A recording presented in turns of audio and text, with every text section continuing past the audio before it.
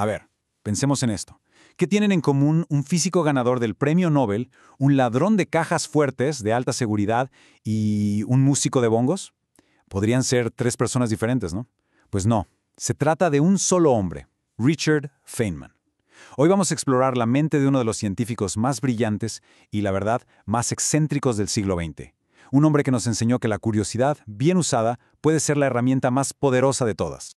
Para entender bien a Feynman, no vamos a empezar en un salón de clases, para nada. Vamos a irnos al lugar más secreto del planeta durante la Segunda Guerra Mundial, el Laboratorio de los Álamos, nada más y nada menos que el corazón del Proyecto Manhattan. Y aquí es donde empieza lo bueno, la paradoja de Feynman. ¿Cómo es posible que una de las mentes clave detrás de la bomba atómica, o sea, el proyecto más serio y secreto de la historia, fuera también el bromista legendario del lugar? Un tipo que se dedicaba a abrir las cajas fuertes de sus colegas por pura diversión. Es que Feynman vivía en mundos que para la mayoría de nosotros parecerían opuestos. Podía pasarse horas calculando la física de una reacción nuclear y al minuto siguiente lo encontrabas tocando ritmos afrocubanos o tratando de descifrar jeroglíficos mayas. Para él, todo era como un juego, un rompecabezas que simplemente pedía ser resuelto. Estando en Los Álamos, rodeado de los secretos más peligrosos del mundo, la curiosidad de Feynman se fijó en un objetivo bastante peculiar: las cajas fuertes.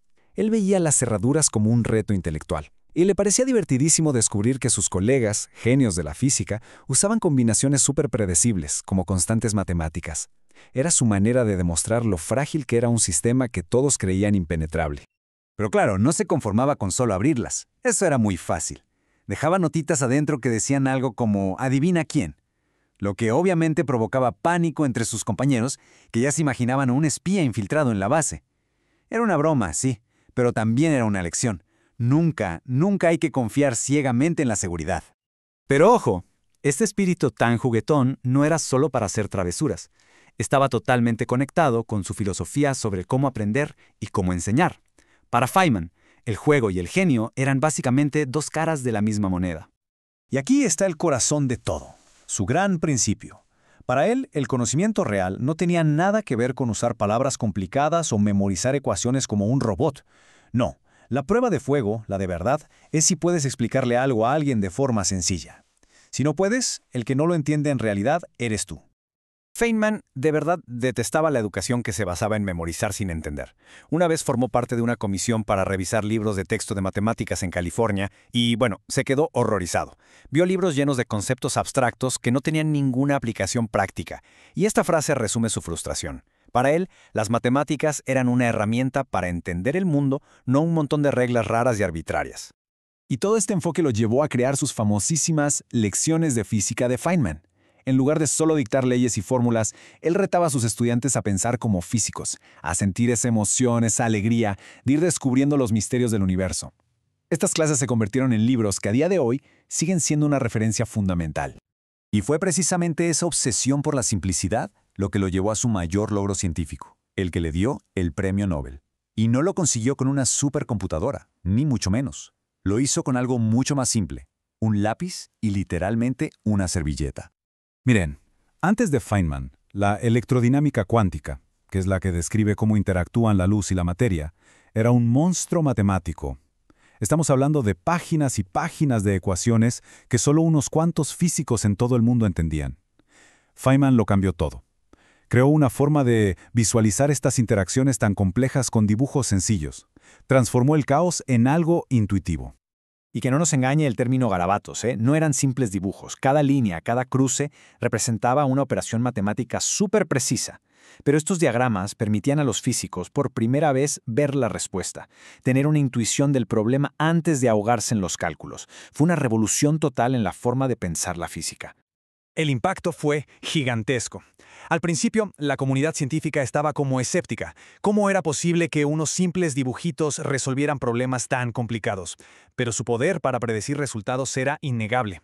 Hoy, los diagramas de Feynman son una herramienta esencial que todo estudiante de física aprende. Son, por así decirlo, el lenguaje universal para hablar de partículas subatómicas.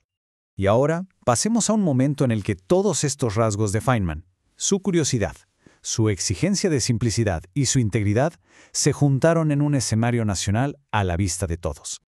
Estamos en 1986. El transbordador espacial Challenger explota y todo Estados Unidos está en shock. Invitan a Feynman a unirse a la comisión que investigaba el desastre.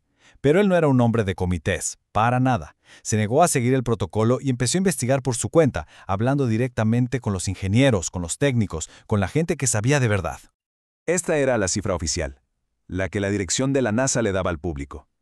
La probabilidad de un fallo catastrófico era de 1 en 100.000, o sea, un riesgo mínimo. Prácticamente una garantía de que todo estaba bien. Pero cuando Feynman habló con los ingenieros que construyeron el transbordador, descubrió una verdad aterradora. Su cálculo interno era de 1 en 200. Eso ya no era un riesgo, era casi una certeza.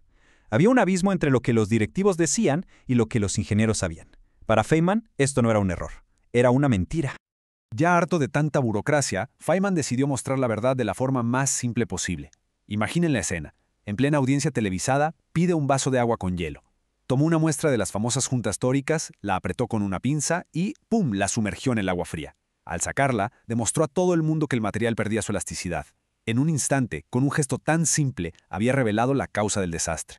Ese experimento tan sencillo se convirtió en su acto más famoso y consolidó un legado que iba mucho más allá de la física.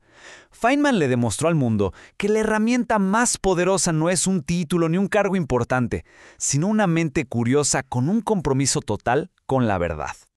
Esta frase, que escribió en su informe sobre el Challenger, es quizá el mejor resumen de toda su filosofía de vida. A la naturaleza y a la verdad no les importan las juntas de directores ni las campañas de marketing.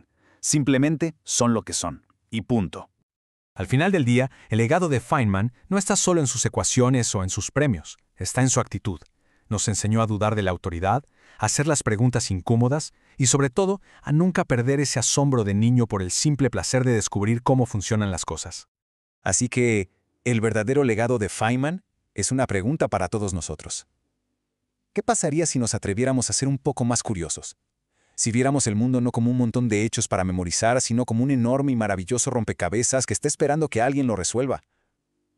Quizás, solo quizás, descubriríamos que todos llevamos un pequeño Feynman dentro.